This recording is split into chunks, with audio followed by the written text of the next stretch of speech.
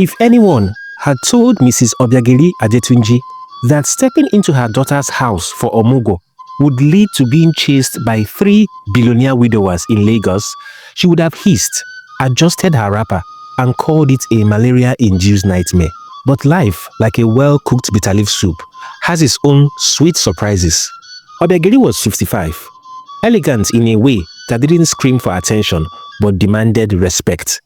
Her silver-streaked black hair flowed in a soft coil, and her skin glowed like palm oil under morning sun. She arrived in Lagos from Imo State with bag full of spices and ageless spirit of Igbo motherhood.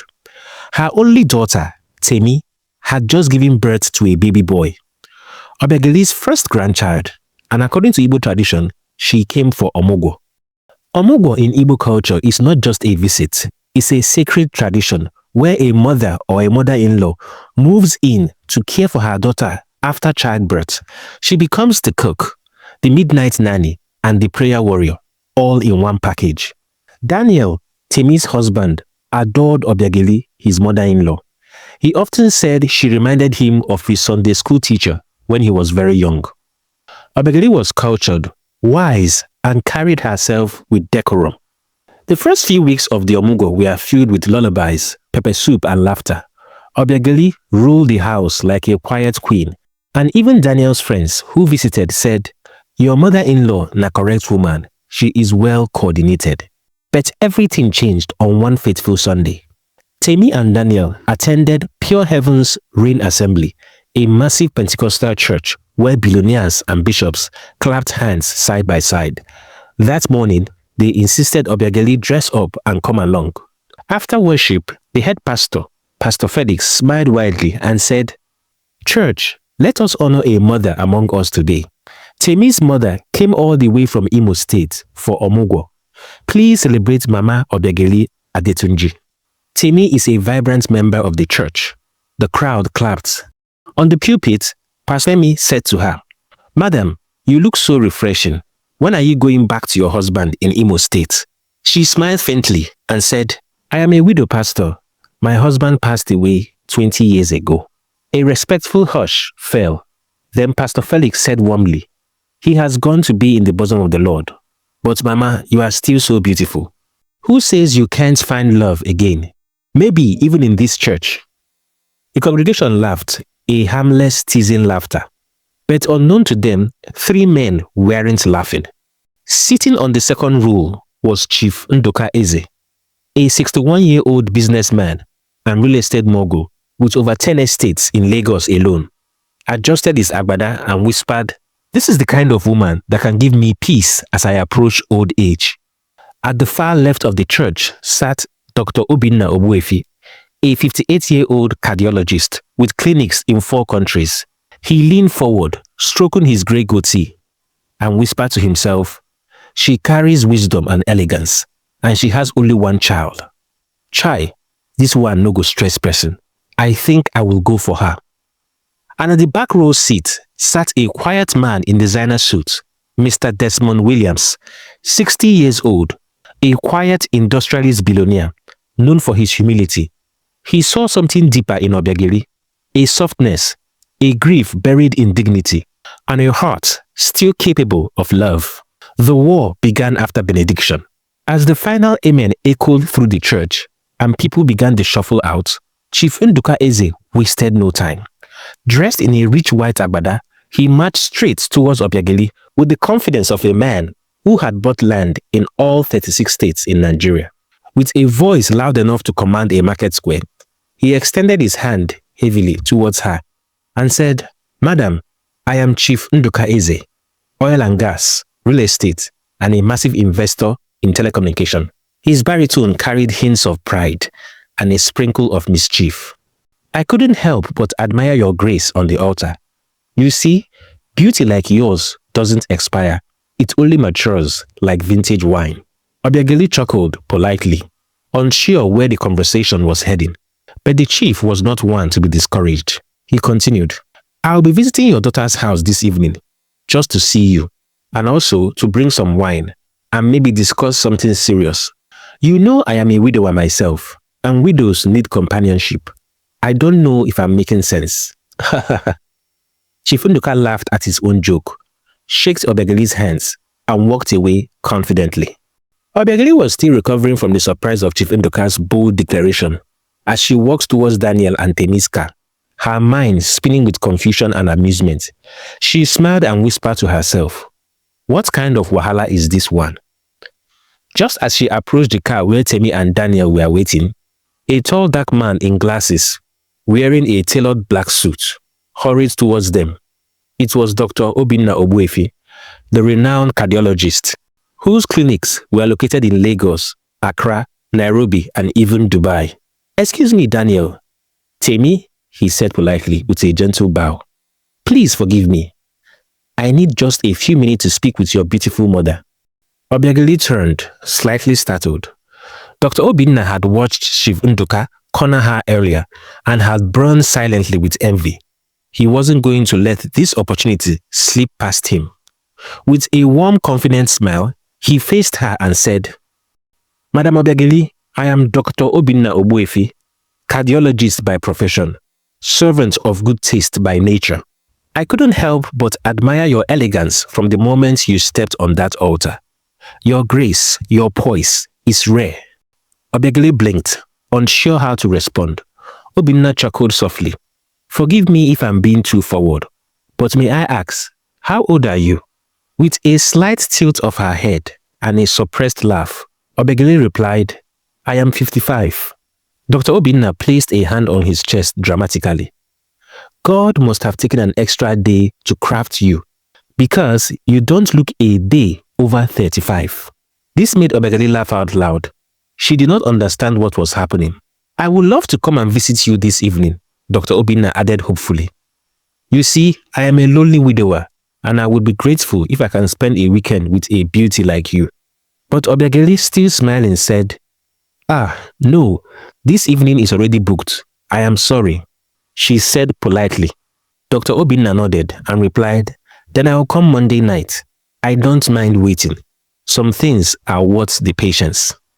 She nodded gently, and he stepped aside like a gentleman who had just left a piece of his heart at her feet. Obiageli, still unaware of the battlefield she had entered, returned to her daughter's home and resumed her Omugwo duties. But by evening time, Chief Nduka arrived. The compound vibrated with the row of 3 black Mercedes SUVs. Chief Nduka stepped out in his full agbada, his driver struggling under the weight of a giant basket filled with yams, fruits, and a colossal smoked fish. Temi, eyes wide with excitement and disbelief that the famous real estate mogul was at her doorstep, immediately hustled her mother upstairs. "Mama, quick, dress nicely, please. This is Chief Nduka Eze, one of the richest men in Lagos. You must look your best." Obiageli, half amused and half indignant at the fuss, found the whole drama more entertaining than worrisome. Daniel and Temi excused themselves politely, leaving Obiageli alone with the larger-than-life billionaire. Chief Nduka presented his gifts with a flourish, but Obiageli, ever modest and proud, hesitated to accept. He persisted with a smile that could charm a lion, and with a small nod, she relented. Then began the long talking about his riches, billions stashed in real estate, investment that spanned continents, fleets of luxury cars that could fill a showroom. Finally, Chief Nduka leaned forward, eyes gleaming, and said, "All this, madam, I will share with you, spoil you even, if you agree to marry me." Obiageli was taken aback by the sudden marriage proposal.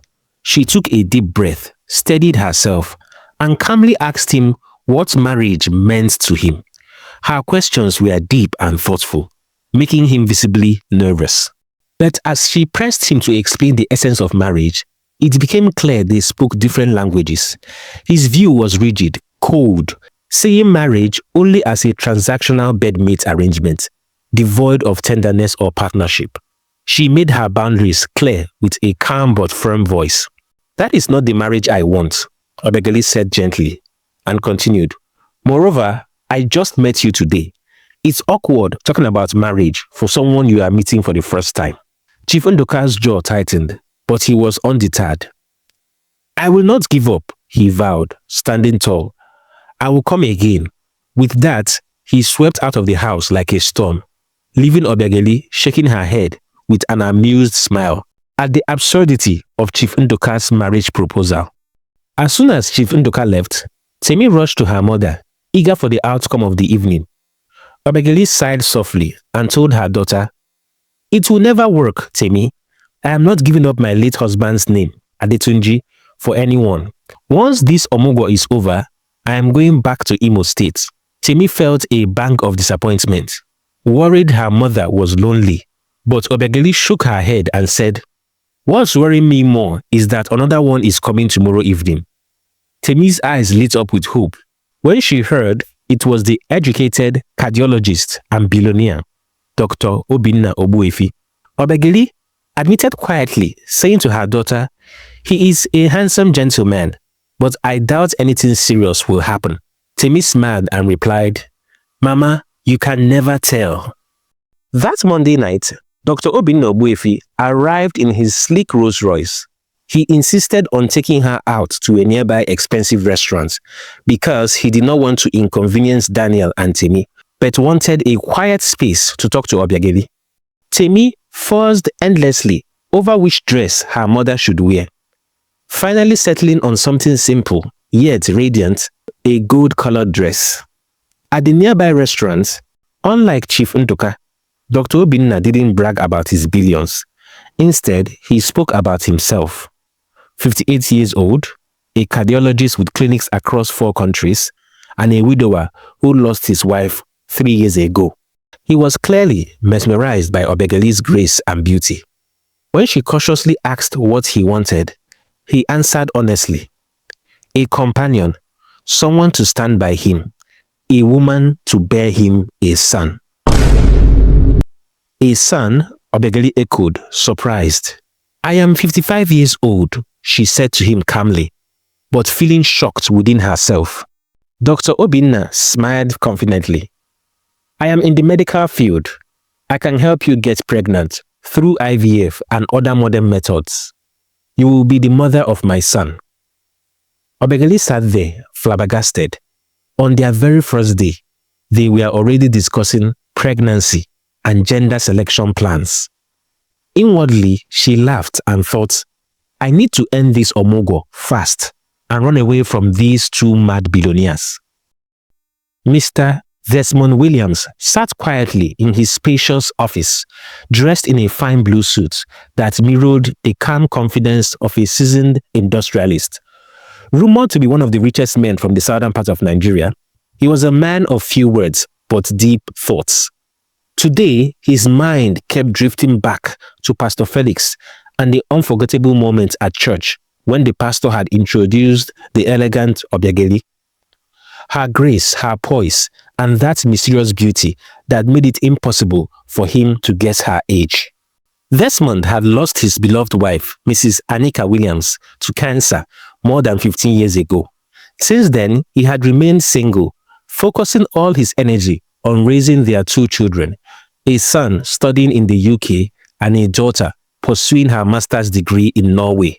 Though successful and respected, loneliness had quietly settled in his heart. He had accepted this solitude as his fate, until Pastor Felix shattered that quiet acceptance by presenting Obiageli to the congregation that Sunday. Desmond remembered how, despite wanting to approach her after the service, his natural shyness had held him back. Beautiful women always made him uneasy, and Anika had been the only woman he truly loved. They had been university classmates in Norway. Now at 60, with all his billions, he was frustrated with himself for still feeling nervous around beautiful women. His heart skipped a beat when he saw Chief Nduka already talking to Obiageli after the service. And to make matters worse, Dr. Obinna, the cardiologist, was also there, vying for her attention. Like him, they were widowers, and Desmond silently scolded himself for being slow to act. Desmond decided to visit one of his nearby shopping malls, where he sold many products manufactured in his factory. As he inspected the ongoing expansion in the big mall, he spotted a familiar figure. Obiageli, carrying her grandson, and shopping with her daughter, Temi. He could hardly believe his luck. Summoning all his courage, Desmond approached them. Temi, recognizing him from the church and aware of his immense wealth and influence, greeted him with a respectful kneel. Embarrassed by her formality, Desmond quickly told her to stand. Then, looking at Obiageli up close, he was taken aback by her endearing, attractive facial features. The silver strands of her hair, her smooth skin, and the gentle smile she offered him in return. He introduced himself, and Obiageli nodded politely in response. Turning to Temi, he asked about their shopping. Temi explained they were doing the last-minute purchases since her mother's Omugwo was over and she was preparing to return to Imo State. Desmond's heart skipped, and without hesitation, he told them that everything they were buying was on the house. Temi was stunned, not understanding at first, until Desmond revealed he owned the mall. Amazed, Temi watched as they collected everything they needed, free of charge. As they prepared to leave, Desmond summoned his courage once more and said, "Please, I don't want to be too forward, Mrs. Obiageli. But before you leave Lagos, may I show you my new hotel? It's nearly finished. I would be honored if you would be the first guest to dine at our 5-star restaurant at the hotel and help me rate the place." Obiageli was caught off guard by the invitation.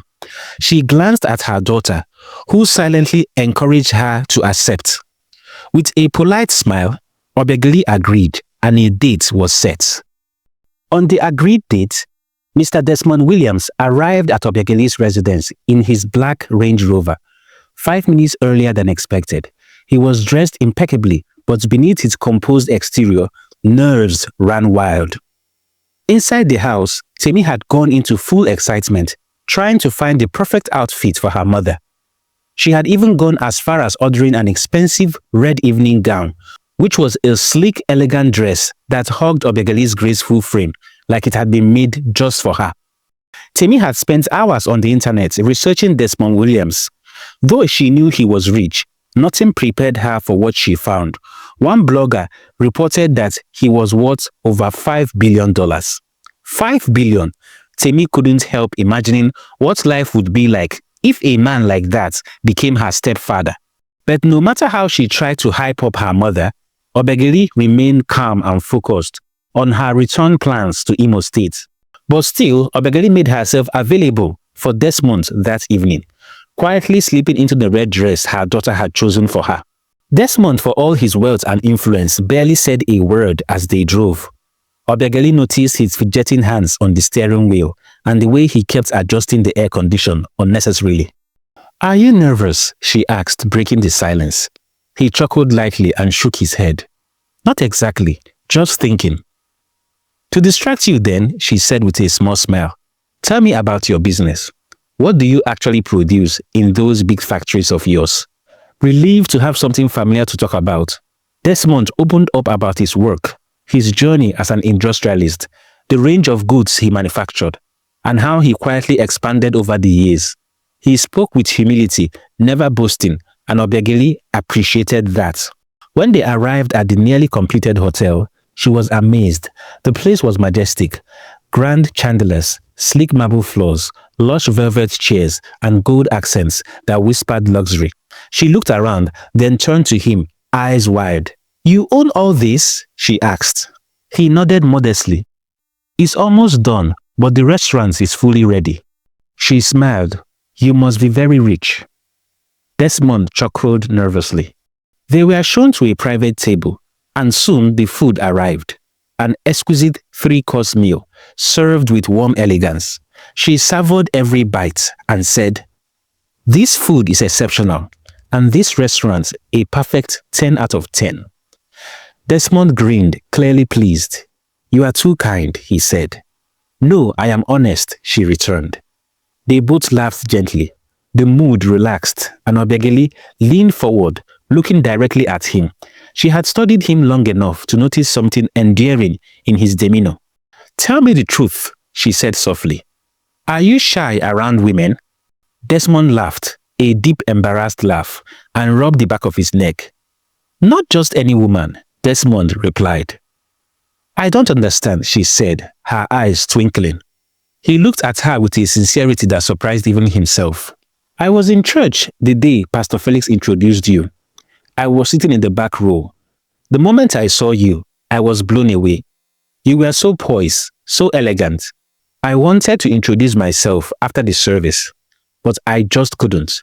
I have always been shy around beautiful women. Obiageli laughed a warm, genuine laugh. A billionaire that is shy. That's rare, she teased. He smiled. You are not just beautiful. You are graceful. There are some things money can't prepare a man for. Their conversation flowed effortlessly after that. No awkward pauses, no forced questions, just two mature souls enjoying the gentle rhythm of a connection. At one point, Obiageli placed her glass down and said with a soft sigh, I am really having a lovely evening. Desmond's smile dimmed slightly, and he replied, Too bad you are going back to Imo so soon. She looked at him, then down at her hands, then back at him again, and said, I was planning to, but I'm enjoying this moment. Maybe I can postpone my trip for just one more week. Desmond didn't know when he jumped out of his seat. Really? Obiageli burst into laughter, utterly amused at his boyish excitement. He laughed too, rubbing his palms together like a man who had just won the lottery, and in a way, he felt like he had. Their next meeting was Obiageli's idea. She insisted on something more personal. I want to cook for you, she had told Desmond over the phone, her voice calm but firm, and serve you myself. No waiters, no chefs. And so that Sunday afternoon, Desmond found himself sitting comfortably in the cozy living room of Temi and Daniel's home. The aroma of their well-seasoned jollof rice and spicy goat meat filled the air. Obiageli, dressed in a simple yet elegant Ankara gown, moved gracefully between the kitchen and the living room. Desmond was seated beside her on the soft couch, already smiling before the meal even began. Across from them, Temi sat beside her husband, Daniel, gently rocking their newborn baby boy to sleep. The room was filled with warm laughter, low conversation, and the soft hum of a family life. As they ate, Obiageli served Desmond herself, refilling his drinks as he leaned back after the second plate. Patting his stomach, he said, If I keep coming here, I will forget how to spell restaurants. Everyone laughed. Then quietly, Temi glanced at her husband and gave him a knowing signal. Daniel nodded, stood up and helped her gather the baby. And quietly, Temi and her husband exit the living room, giving Desmond and Obiageli space. Now alone, the energy shifted. It became quieter, softer, more intimate. They sat side by side, not too close, but close enough that Desmond could catch the gentle lavender scent of her perfume. They talked about life, about their late spouses, about growing older and finding new joy when one least expects it. Desmond, to his own surprise, was completely at ease. Words flowed from him like water from a long-closed tap. He told her about the early struggle of building his first factory, about raising 2 children alone, about the nights he missed his wife so deeply after he lost her to cancer. Obiageli listened, not just with her ears, but with her eyes, her silence, her presence. Then suddenly, as he was talking about his university days, she tilted her head slightly and asked with a gentle smile, Do you know you're a fine-looking man? Desmond paused, caught off guard. He looked at her and replied with a question. Do you know that you are one of a kind beauty? They both burst into laughter. The moment cracked open something between them, a layer of tension, now replaced by affection and admiration. As the sun dipped lower behind the curtains, casting the room in a warm amber tone, Obiageli sighed contentedly and said, I think I'll stay a little longer in Lagos, she said casually. I will postpone my travel until further notice. Desmond turned to her, his eyes lighting up. You would do that? He asked. She nodded in positive response. From that day on, they began to see each other regularly.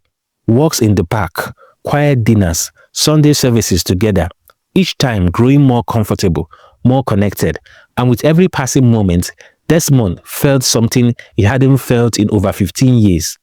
The fragile bloom of love, returning in the most unexpected way. One quiet Saturday evening, the calm of Daniel and Temi's compound was shattered by the unmistakable roar of luxury engine glided through the gates. Right behind it came a glossy black Mercedes-Benz driven by a uniformed driver. Temi, with the baby in her arms, peeked through the window. Daniel stood with his wife, both of them looking confused.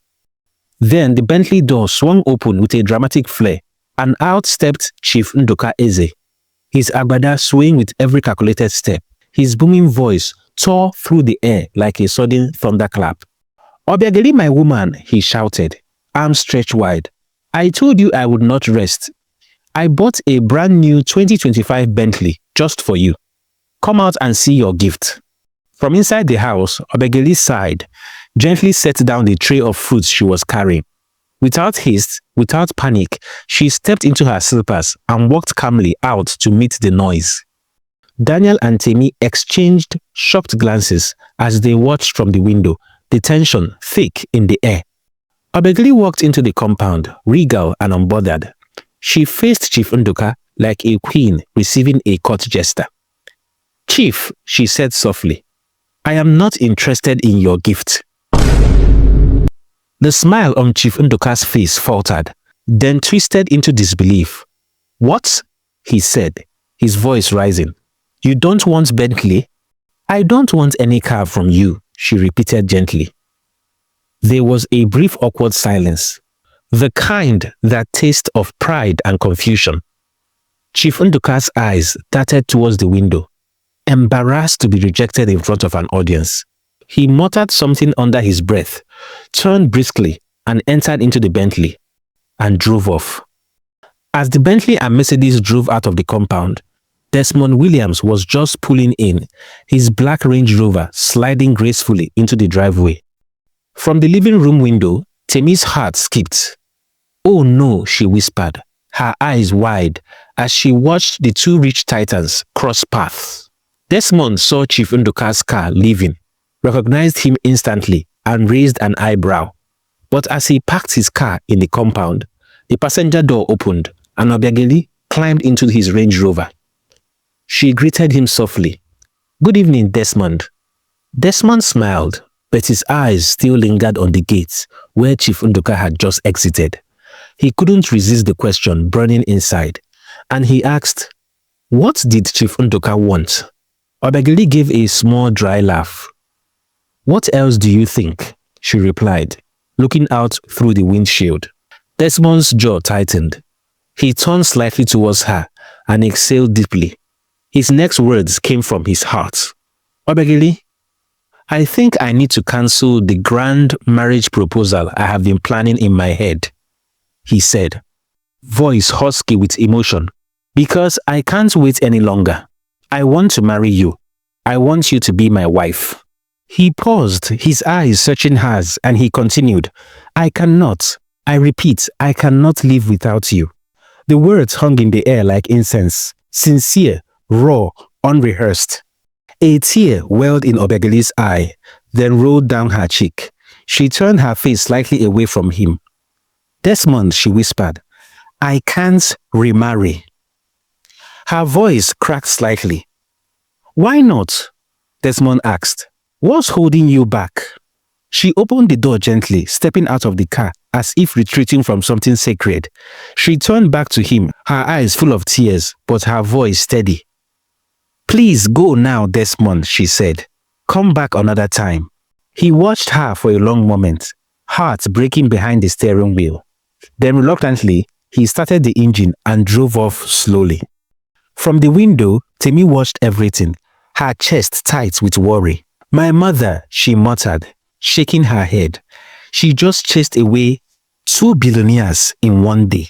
The baby stared in Temi's arms, but she couldn't take her eyes off the driveway, praying, hoping that love would find its way through all this.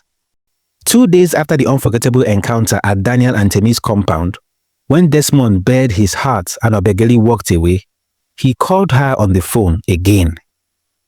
The day before, he had called twice and left several heartfelt WhatsApp messages, each one delivered, read, but unanswered. But on this second day, Just when he was beginning to accept the silence, she answered the call. Her voice was calm, soft, maybe even tired, but it still sent warmth flooding through him. "Hello, Desmond," she said gently. They spoke for a few moments, exchanged pleasantries, danced around the heavy thing between them. Then, without warning, Obiageli said, "I want to come to your house." Desmond froze.